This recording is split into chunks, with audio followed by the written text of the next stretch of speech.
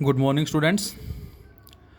बच्चों, हम पढ़ चुके हैं इलेक्ट्रोस्टैटिक्स में बेटा अबाउट इलेक्ट्रिक फोर्स कि जब भी कोई चार्ज पार्टिकल किसी इलेक्ट्रिक फील्ड में एंटर करता है तो इलेक्ट्रिक फील्ड की वजह से उस पर फोर्स लगता है electric force which is equal to q into E. फिर हमने पढ़ा है मैग्नेटिक इफेक्ट ऑफ करंट में मैग्नेटिक फोर्स जो लगेगा चार्ज पार्टिकल पे कब, जब कोई चार्ज पार्टिकल किसी मैग्नेटिक फील्ड रीजन में एंटर करता है और वो फोर्स आता है Q we B sine theta, या ये कहें q into we cross B.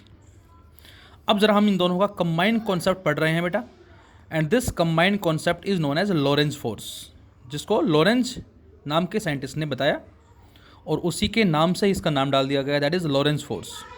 So we can say Lorentz force is the force experienced by a charged particle moving in space where both electric and magnetic field exist is called Lorentz force. Force experienced by the charged particle, कोई भी charge particle कितने force को experience करेगा जब वो किसी space में travel कर रहा है और वहाँ पर दोनों फील्ड मौजूद हैं बेटा, एक्सटर्नल इलेक्ट्रिक फील्ड भी है और उसके साथ साथ एक्सटर्नल मैग्नेटिक फील्ड भी है।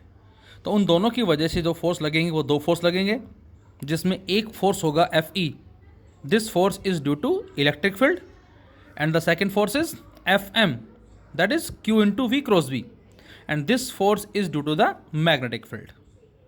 तो यहाँ से जो नेट फोर्स होगा इसको वेक्टर फॉर्म में कैसे लिखेंगे बेटा हम, F L vector or simple F vector equal to F E vector plus F M vector. बच्चों, मैं अब आपसे ये कहता हूँ कि बेटा इन दोनों फोर्स का रेजल्टेंट फोर्स बताओ क्या होगा, तो ये एक तरह से रेजल्टेंट फोर्स ही है, जिसको आप कैसे लिख सकते हैं, जिसको आप लिख सकते हैं एफ ई का स्क्वायर प्लस एफ एम का square plus 2 F M cos theta और उस सारे का अंडर रूट। क्योंकि वेक्टर अलजेब्रा में हम पढ़ चुके हैं जब भी हमें नेट रेजल्टेंट निकालना हो तो इसको हम ऐसे लिख सकते हैं, दैट इज एफ वन का स्क्वायर प्लस एफ टू का square plus 2 F one F two कोस थीटा और इस सारे का अंडर रूट। तो ये F1 क्या है, सपोज इलेक्ट्रिक फोर्स है, और FM जो F2 बेटा ये क्या है, हमने मान लिया मैग्नेटिक फोर्स। यदि हमें इनके बीच का एंगल पता लग जाए, मैं कहता हूँ थीटा 0 है, तो आप इस 0 को रखेंगे यहाँ और हमें आंसर मिलेगा एफ ई का स्क्वायर प्लस एफ एम का square plus 2 F E F M, और ये बन जाएगा क्या, ए प्लस बी का होल स्क्वायर का अंडर रूट, मैक्सिमम फोर्स कहलाएगा वो। मैं कहता हूँ बेटा थीटा की वैल्यू 90 डिग्री है, ये 0, तो आंसर होगा एफ ई का स्क्वायर प्लस एफ एम का स्क्वायर और सारे का अंडर रूट। मैं कहता हूँ थीटा की वैल्यू 180 डिग्री है, कोस 180 माइनस 1, तो आंसर होगा F E minus F M. तो इस तरह से जो भी हमें एंगल गिवन होता है उसके बिहाफ पे हम फाइनल लॉरेंज फोर्स की वैल्यू को फाइंड आउट कर सकते हैं। So F E that is Q into E vector and F M q into we cross B vector. अब यहाँ से हमें कुछ केसेस मिलते हैं बेटा। Case number first, when V, E and B all are 3 vectors are collinear। ये collinear जो वर्ड है बेटा इसका मीनिंग क्या होता है, तो आंसर है वेक्टर्स हैविंग इक्वल और unequal magnitude but lies along the same straight line. फिर से कोलिनियर वेक्टर हम कब बोलते हैं बेटा, जब कभी भी वेक्टर्स जिनका मैग्नीट्यूड जो है वो सेम हो, मतलब बराबर हो या बराबर ना हो, लेकिन होने क्या चाहिए वो सारे के सारे एक सिंगल स्ट्रेट लाइन में होने चाहिए। जैसे मैं आपसे कहता हूँ ये हमारे पास एक्स एक्सिस है, पॉजिटिव एक्स एक्सिस, और ये हमारे पास क्या बेटा इस तरफ नेगेटिव एक्स एक्सिस है। अब एक वेक्टर है ये, एक वेक्टर है ये, एक वेक्टर है ये और एक वेक्टर है ये मैंने 4 एरो दिखाए। अब ये सारे के सारे हैं किस में, ये चारों एरो एक स्ट्रेट लाइन में है, मे बी पॉजिटिव एक्स में हो या नेगेटिव एक्स में हो, होने चाहिए एक सिंगल स्ट्रेट लाइन में। अब मैं आपसे कहूँ बेटा इन दोनों में एंगल बताओ, तो आंसर है 0। मैं कहता हूँ इन दोनों में एंगल बताओ, तो आंसर है 0। मैं कहता हूँ इन दोनों में एंगल बताओ, तो आंसर है 180 डिग्री। इसमें एंगल बताओ 180 डिग्री, इसमें 180 डिग्री। तो जब भी वेक्टर कोलिनियर होते हैं बेटा, तो या तो उनके बीच का एंगल जो है वो 0 होता है और या उनके बीच का एंगल 180 डिग्री होता है। तो वो 0 भी हो सकता है और 180 डिग्री भी हो सकता है। So when V, E and B all are 3 vectors are collinear, तो उस केस में एंगल या तो 0 होगा या 180 डिग्री होगा।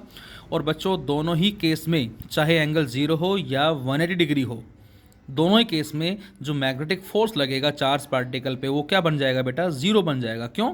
क्योंकि मैग्नेटिक फोर्स होता है Q we B sine theta, और थीटा की जगह जीरो रखेंगे तब भी साइन जीरो, 180 रखेंगे तब भी साइन जीरो हो जाएगा। तो इसका मतलब ये हुआ कि जब कभी भी कोलिनियर की कंडीशन हम लेते हैं तो उस केस में उस चार्ज पार्टिकल पे कोई भी मैग्नेटिक फोर्स काम नहीं करेगा, केवल इलेक्ट्रिक फोर्स होगा। तो इस केस में जो लॉरेंस फोर्स होगा it will be equal to electric force and which is equal to q into E, और ई हमारा इलेक्ट्रिक फील्ड है, क्यू चार्ज पार्टिकल है। तो इसका मतलब उस केस में चार्ज पार्टिकल जब इलेक्ट्रिक फील्ड में एंटर करता है और कोलिनियर की कंडीशन होती है मैग्नेटिक फील्ड और इलेक्ट्रिक फील्ड में, तो उस केस में उस पर केवल इलेक्ट्रिक फोर्स लगेगा और उसकी वजह से चार्ज पार्टिकल एक्सेलरेट करेगा equal to Q E by M.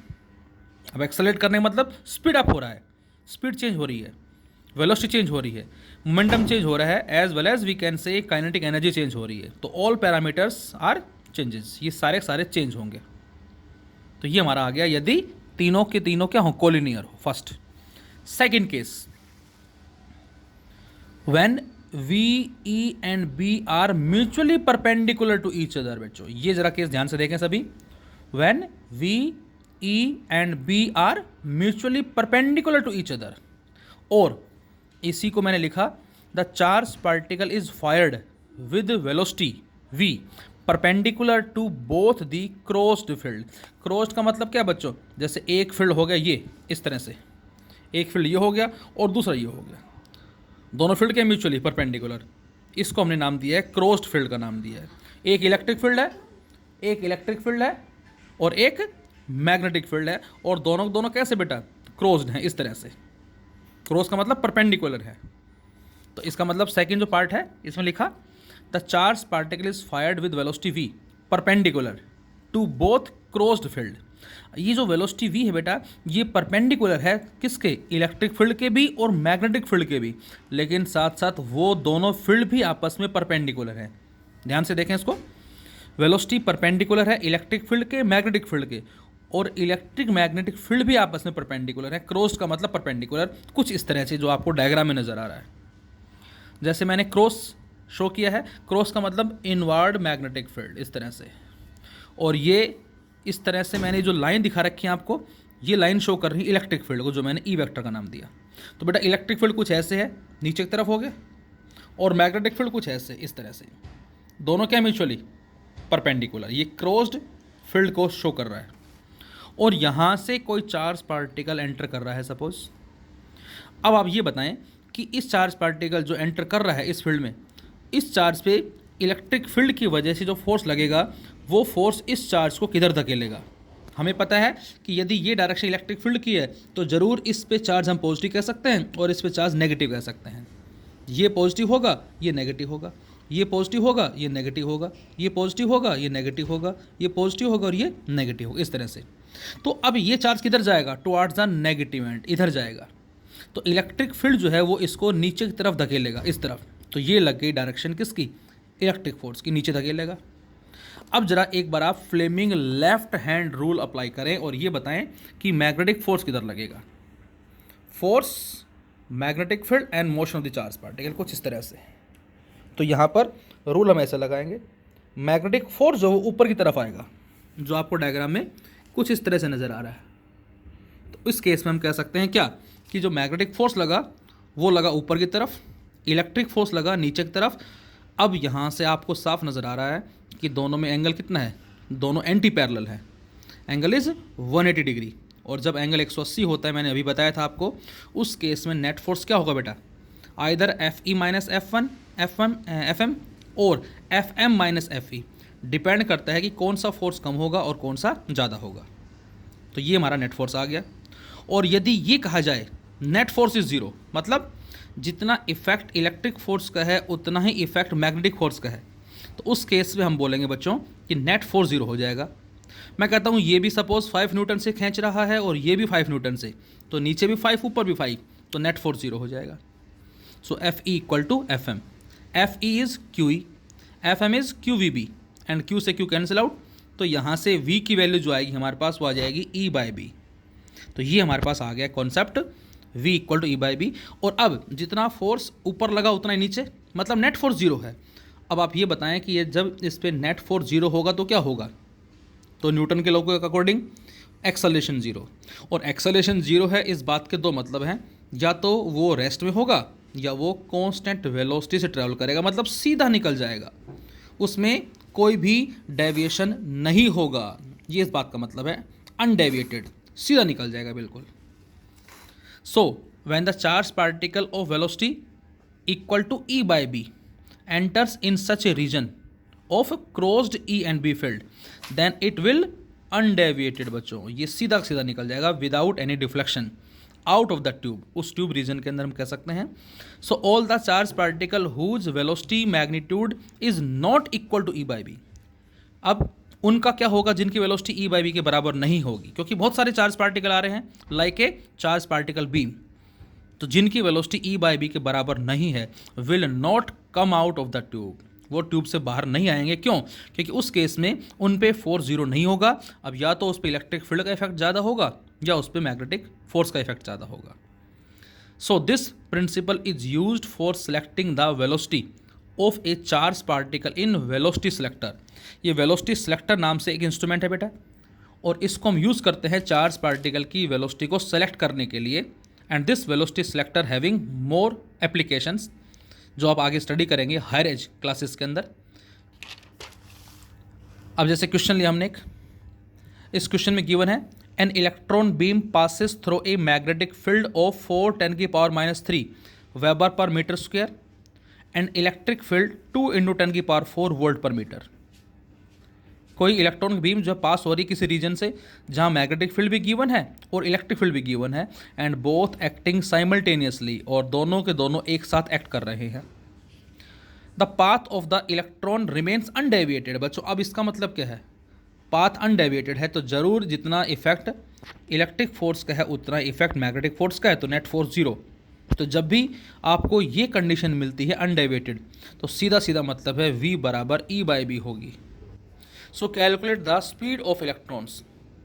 If the electric field is removed, then what will be the radius of electron path? तो फर्स्ट पार्ट केस में बेटा v आ जाएगी e बाई बी, ई भी given है, b भी given है, ये answer आ जाएगा। अब सेकंड पार्ट में कह रहा है कि यदि हम इलेक्ट्रिक फील्ड को रिमूव कर देते हैं तो क्या होगा? तो आंसर है इलेक्ट्रिक फील्ड को रिमूव कर दिया, अब केवल मैग्नेटिक फोर्स का इफेक्ट होगा। और मैग्नेटिक फोर्स क्या करेगा? जब पार्टिकल परपेंडिकुलरली एंटर करता है तो वो उसको सर्कुलर पाथ में घुमा देता है, जो हम पहले पढ़ चुके हैं।